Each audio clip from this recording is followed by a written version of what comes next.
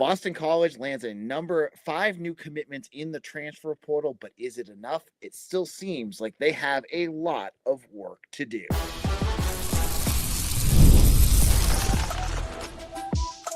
You are Locked On Boston College, your daily podcast on the Boston College Eagles. Part of the Locked On Podcast Network, your team every day. Hello, everyone, and welcome again. This is Locked On Boston College, your team every day. I'm your host, AJ Black of Eagle Insider, part of the 247 Network. I've been covering Boston College for over a decade. If you're looking for Boston College news, analysis, and details on your Eagles, you are in the right place. Locked On Boston College is a free daily Boston College podcast available on YouTube or wherever you get your podcasts. On today's show, we're going to talk about a big day in the transfer portal. BC adds a number of players through the portal on both the offensive and defensive side. I'll look at who they are, what kind of needs they fill, and what does BC still need to do. We'll look at the offense, the defense, and I know you guys all want to know a little bit more. Let's talk about Deuce Knight as well. All right, let's kick it off with the defensive side of the ball. BC needed, just a week on Sunday, BC landed Demetrius Ballard, a defensive edge rusher from Buffalo. This was a guy that had a couple sacks, 6'6", good size. Like, you don't have a lot of that on your roster. Added that on. But you're looking at your roster. You have 30 possible spots that you're going to need to fill. There's other guys that you don't even know about yet that are gone, like the 4th and 5th year guys. So you have about 30 spots that you're going to need to fill. On Monday, BC added to 2 of those spots. They added their first linebacker and their first defensive tackle. Let's kick it off with the defensive tackle. So, Florida State defensive tackle KJ Sampson, who is a third-year player out of playing for the Seminoles. He's a former top 200 recruit on 247, a 4-star recruit, who played a handful of snaps over the last couple of years. He's 6'3", 330 pounds, a veteran, right? You have a lot of young guys. You're going to have Owen Stodmeyer, and you're potentially got guys like Chuck Nato and Chris Marable. You need to add to your depth here. You need to add guys that can play defensive tackle. And I think that's what KJ Sampson's going to do. He's going to give you a guy that has a high upside, and maybe with some coaching, you're going to be able to get some more out of him. But is he going to be a superstar at defensive tackle? Probably not. But could he be solid? Sure. He could be someone that you could have as a rotational defensive tackle and fits that spot. That's one piece that you landed. The other piece that you added was Anthony Palano, who is a linebacker who played at Wazoo, Washington State, but transferred in there from South Dakota State. So he had 60 tackles last year, played a number of snaps. I believe he either got hurt or he got, his numbers went down at the end of the year. A lot of times this is what happens when guys enter the portal. But you have a linebacker that can play. Now you have a guy who all of these guys have had offers from other schools. I've been talking to people who know they're not players that were, bottom of the scrap heap type of guys. Falano, I like. I think of the two of these, Falano is one that I'm very interested to see what he can do, because you need linebackers really, really bad. You look at the depth of that linebacker room, and it's terrifying. It's absolutely terrifying, right? You have Griffin Collins, who played a handful of snaps last year. You have Kamori Dixon, who played a handful of snaps last year. And you had Palahe Fa'oa, who played like this many. No, he played like one game, a handful of snaps. For a position that needs veteran leadership, for a position that you could use, a guy that just knows what he's doing out there, like a Bam Crouch, right? You lost Bam. That one's stung. You need to get somebody in there that can do what he does. Anthony Palano, I don't know if it's fair to say that he, as a incoming transfer, he's going to need to do that, but he kind of does. And you're going to need to get this is not the last linebacker. I would honestly look at BC's linebacking position and say you need at least 2 or 3 more. Now, interestingly enough, on 247, I reported that there was a transfer from Dayton. And guys, don't scream yet, a transfer from Dayton, okay, who his name is, I'll bring it up, Vincent Ferenzi. I love the name. Who was, he had 3 interceptions, 7 pass breakups, 4.5 tackles for loss. He was FCS Defender of the Week once. He had a PFF grade of 92. Visited Syracuse last week. He's one of the highest rated defensive backs in the transfer portal from the FCS. Yeah, Dayton, the same school that you can get talent from Dayton. It's possible. But he's 6'4". So I also wonder if you need to get another linebacker at 6'4", he's playing for Dayton. Maybe he's a little step slower, but he'd be fast enough to be a linebacker. So you could add in another piece there. I'm just, that's another player that you could be looking at. He was supposedly on campus on Monday. So that's 2. What do you need here still? Because you need to continue to build. You're losing guys, you're losing talent. Obviously you lost like Edward Kalengi and Ty Clemens, and there's Quan Williams. These guys are all graduating or hitting the portal. You still need to continue to build that edge rusher position. I honestly think 2 more at that spot. With the amount of spots that you have left, that could be 2 there. You need at linebacker 1 or 2 more. You do. You're so depleted there. And these are the 2 positions that we'll to some of the other positions on the defensive side that you can't just mess around with. You need talented starters now because you don't have anybody. So could KJ Sampson, grow into a guy that plays like Ty Clemens type role?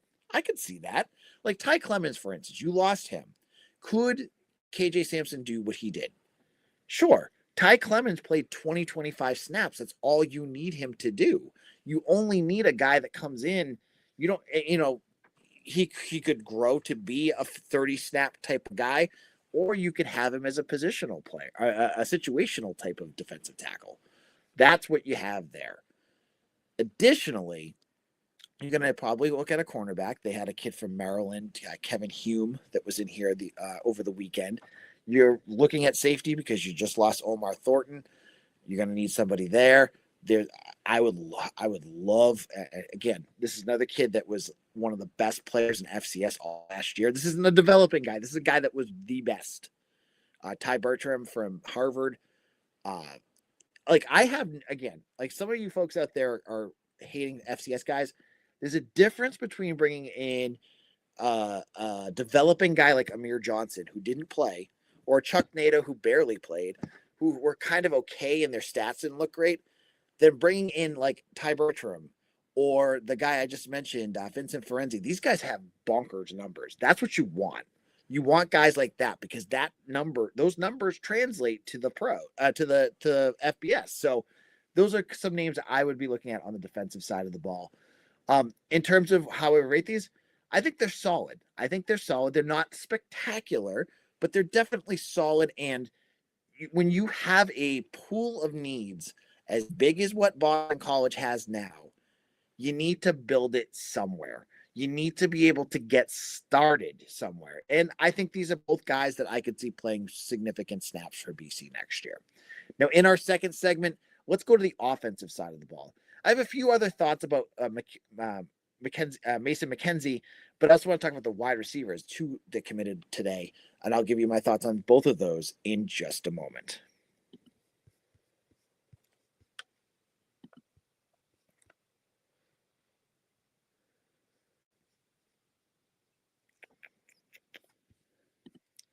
Let's be real. Managing your finances can feel overwhelming between subscriptions you forgot about, bills that keep going up, and trying to figure out where all your money actually goes each month. It's easy to feel like you're losing control. And who has time to track every transaction or hunt down hidden fees?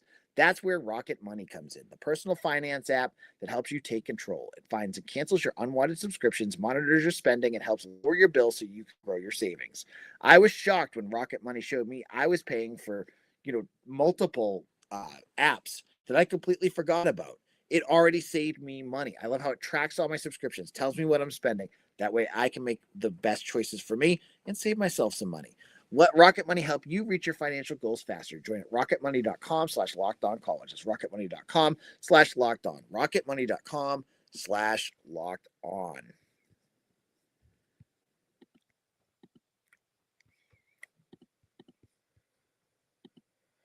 Thank you for making Locked On Boston College your first listen of the day, and thank you for making Locked On the #1 sports podcast network. I want to tell you guys about our Everydayer Club. You can get ad-free audio feeds for Locked On Boston College compatible with Apple Podcasts, Spotify, and every other major podcast app. It includes an invite to the members-only Locked On Everydayer Club Discord server where I have my own room there. You can come chat with that about me. And if you want to join the all-access tier, it's even better.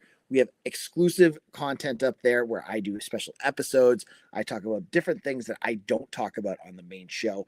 And you can text me directly. If you want to hear more about BC sports, get it from an insider, you can take advantage of that. Details are at lockedonpodcast.com/everydayer or on supercast.com/lockedonbostoncollege.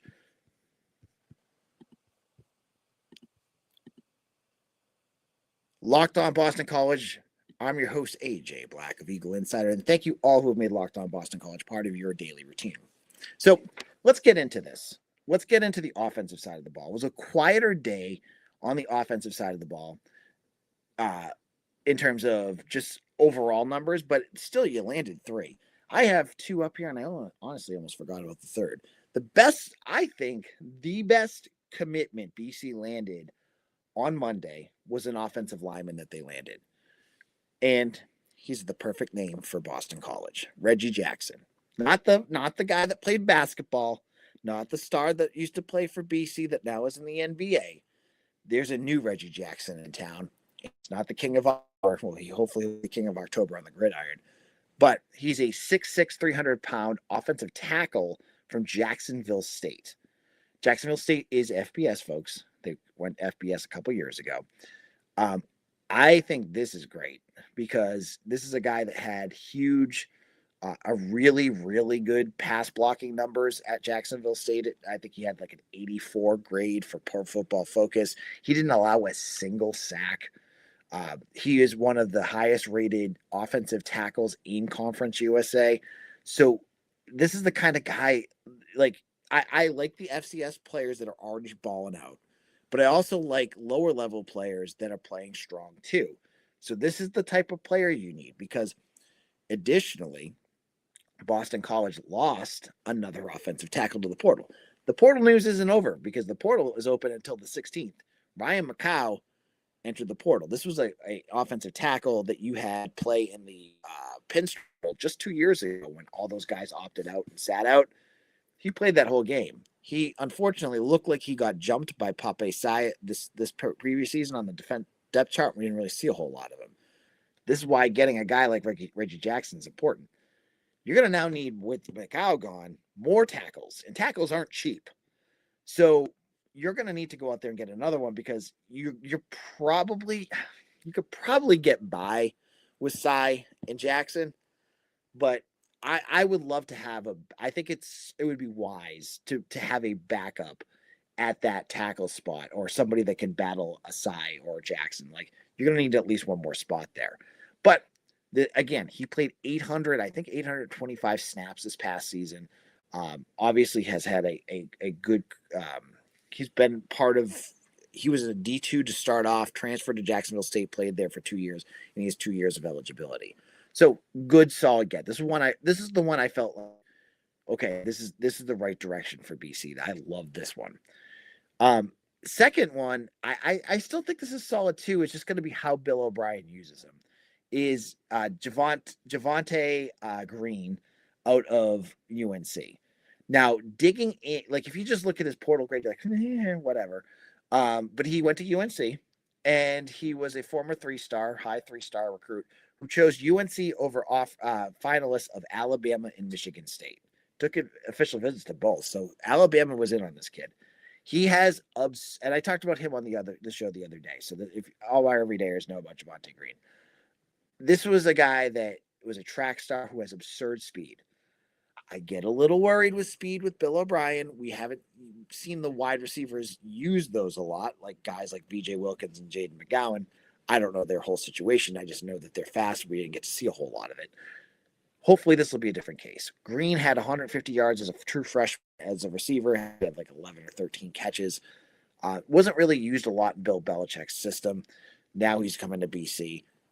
Think this is a good one for BC. Like this is the kind of guy that you could bring in, and hopefully he's got that high end talent, and this could be something that you could be like, oh, I like what we have here.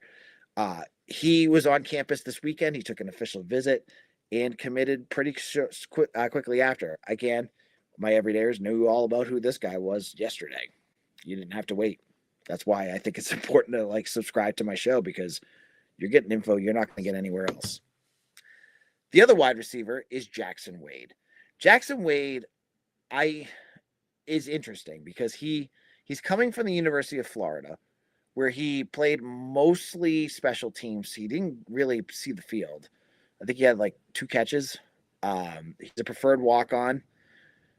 He's got if you want to see absurd, you should check out his film that I retweeted on at AJ Black 247. I have this thing though. His speed looks tantalizing on tape. I'm just gonna say that right now. Like you can watch him. He's making like Wes Welker-esque moves out there, and he's making their defensive backs look foolish. I'm a little skeptical on things like this though, because that's film, but I don't know who he's doing that against. Is that other scout team guys, or is he be able to do that against guys that are going to be able to play? I heard from a source of mine that he had another SEC offer to come. That could have been the case. I'm not sure, but that's what I was told. But, I think it's, do I expect him to be, the next Lewis Bond or anything like that? No. But, this team has been ravaged by the portal so hard that you could use him. I'm telling you, watch him. His film, he looks like Luke McLaughlin out there. He's number 83. The way he moves, he looks like Luke McLaughlin. If he's just your 4th or 5th wide receiver and does that kind of stuff, fine. Luke McLaughlin had a very important role in this roster. Bill O'Brien talked about it all the time. If this guy becomes the next Luke McLaughlin, that's fine. If they think that he can do more, and he can, great. I'm just curious to see where his kind of speed and that kind of stuff builds towards. But he's come again, another recruit coming from Florida. So you have another Power 4 player who, I guess, he's a preferred walk-on, but I think that's important as well. So taking a step back from day 2, you have a quarterback, Mason McKenzie, and you have probably one more quarterback coming in. You have 0 running backs, though Will Blowen seems to be teasing something with a running back. I don't know what he's talking about, but he tweeted out a GIF about it to somebody today, former BC star who was on the staff last year.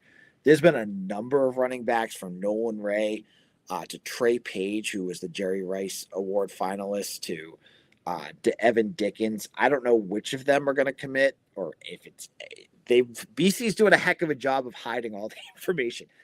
I don't know if I should just talk about that for a second. Usually, guys, I'm the insider. You guys know me. Like, if you're on Eagle Insider, I know stuff. It's not just BC that's doing this, but it's everywhere. The schools are like, they're like Fort Knox with info. And I get it. You don't want to, like, make this info just leak everywhere. But there's a number of names that I didn't know about. That being, like, Reggie Jackson, I didn't know. The one I just talked about, Wade, I knew about him. I knew about Mason McKenzie. We all did. And the Wazoo linebacker and the UNC wide receiver. I knew about all those guys. The FSU defensive tackle I didn't know. And I've been told there's going to be more news popping out in the next couple of days. I have obviously some names that I've been looking at, but it's so weird. It's so different than in years past because you don't know. And it's much quieter, and the agents are usually the ones that are leading the information things. But you have Boston College football now breaking their own news. If you're on, I'm like you guys in that piece. There was a few guys when they were announcing these guys, I was like, whoa, I got to look him up because I don't even know who they're talking about because it wasn't anyone that I've been able to connect to BC. And I do a whole lot of research on this stuff. So it's been a very different experience when it comes to the portal. And so we're going to have to wait and see. I say the quarterback position, that position itself is like, and folks just keep, that's the one question I get multiple times, almost a dozen times today, probably was asked about it. What's going on at the quarterback position?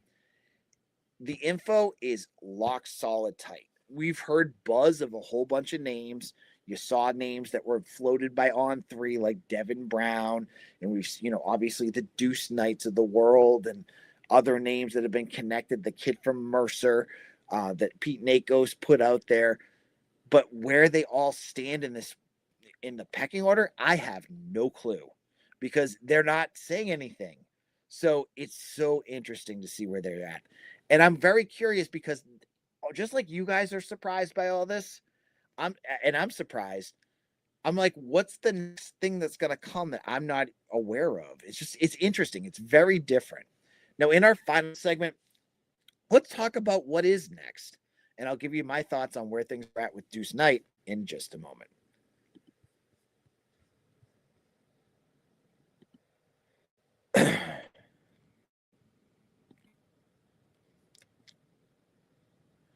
Locked on Boston College, AJ Black here. Sorry about that technical difficulty. And guess what, folks? I'm getting a new microphone in the next 2 days. So if you've been hearing that kind of robot-y thing, I've heard it's my mic. So I'm getting a new mic. I'm going to get this all fixed out for you guys. Thank you to the guys that have been telling me that there's been some issues. Hopefully that'll be all fixed in the next 48 hours. You'll see it. I'm not going to have the headsets anymore. The next step, what happens next? There's a number of names that have been on campus, and we continue to get drips and drabs of who it has been. We saw today an edge rusher, Joshua, I forget his name, from NC State. We've had, as I said, Nolan Ray and Kevin Humes from Maryland, but it's always the ones you don't know about that could be coming next. So keep your ears and eyes open on that one. Now, the big question, though, is the one you probably are all out there right now wanting to know about is former 5-star quarterback Deuce Knight. So I don't know where BC is at with this.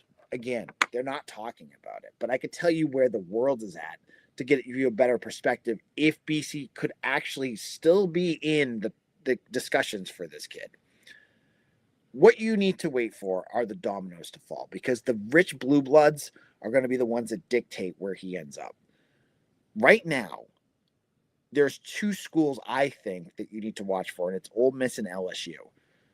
Ole Miss, if you were paying attention to the news today, Trinidad Chambliss, who just beat Georgia, is petitioning to get an extra year of eligibility. He's intending to come back. So he has a very good case to get it. As long as he gets it, I think he will be the next quarterback. I don't think Deuce will want to wait. I don't think he's going to want to wait to take another year before he can play. So I think that would take Ole Miss out of in my opinion, would take Ole Miss out of that equation. Additionally, there's LSU because he does have a relationship with Lane Kiffin. Kiffin right now is looking at Sam Leavitt, who's, I believe, the number one quarterback, and honestly is probably the best fit for LSU at this point. If that's the case, if they get Leavitt, that would give BC a very good chance. But of course, there's other schools that are lingering around too. We just saw today that Nebraska lost out on their quarterback. They were going to get Kenny Pinchy, the kid from Notre Dame. They were going to get him. He ended up going to Kentucky instead. Now Nebraska's out there. They could look at somebody like that, and they obviously have the money to do that. But could BC put something together with the relationship they have with New Balance and Kenyatta Watson? That would be something that we'd have to watch and see. I wonder, if we would find this out anytime soon. There is so many, as you've seen and heard with BC in the quarterback position, there's a lot of different options out there. We don't know.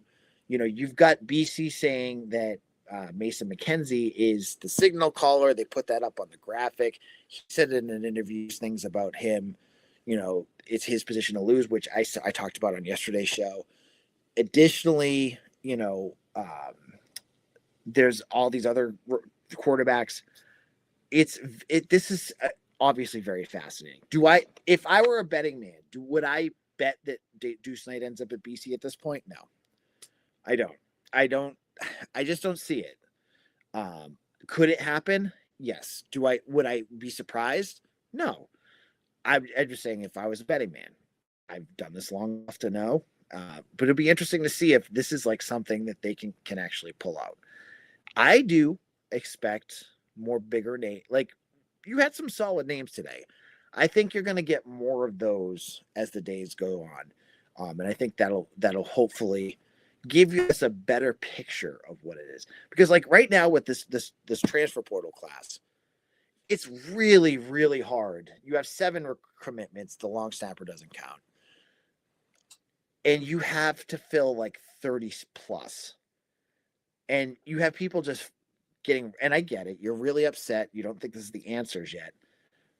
I go back to, I need to see everything before I can go like have a full opinion. If they really don't, improve a lot of the positions, I'd worry about it. I say again, though, when you're looking at what this team has to replace, BC has, Dylan Larnigan, a middle-level quarterback. You can find that.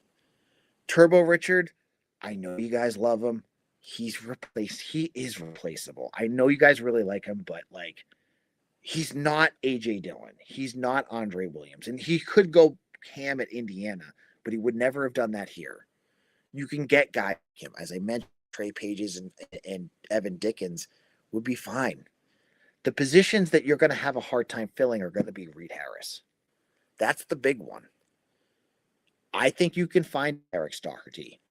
Like, I don't see the doom and gloom that some folks do about this, because a lot of the players that you're losing, if you look deep down in your soul, like Edwin Kalenki, for instance, yeah, he's been around a lot, but ask yourself, did he do anything last year in terms of pass rush?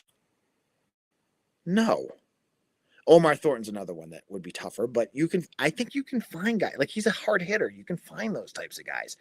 I don't think a majority of the guys that you're losing are not replaceable. I think you can find them. There's a few guys, like, you just need to hit a few times with some really good quality transfers, and you have the time to do this. I think it's possible. I still need to see it, though. You got to prove it to me. I'm not despondent on what I've seen so far. I've liked a lot of the players. I think there's some interesting things that are going on there. We have a lot more room and a lot more work to do. That's where we're going to leave things off today. Thank you again for joining. Again, tomorrow I'm going to go live at night again, because these shows are doing bonkers and I love doing it. So many of you guys are out there. So many of you are interacting with these shows. Please, before you leave, hit the subscribe button. I was joking yesterday, but you guys are great. Yesterday I joked. I was like, I want to get more subscribers on my channel than the BC Athletics. And I looked and I had like 15 new subscribers. If you haven't done so already, hit the subscribe button. Let's build this show up some more. And I'll see you all again tomorrow for another episode of Locked On Boston College. Hopefully with no technical issues. Take care, everyone.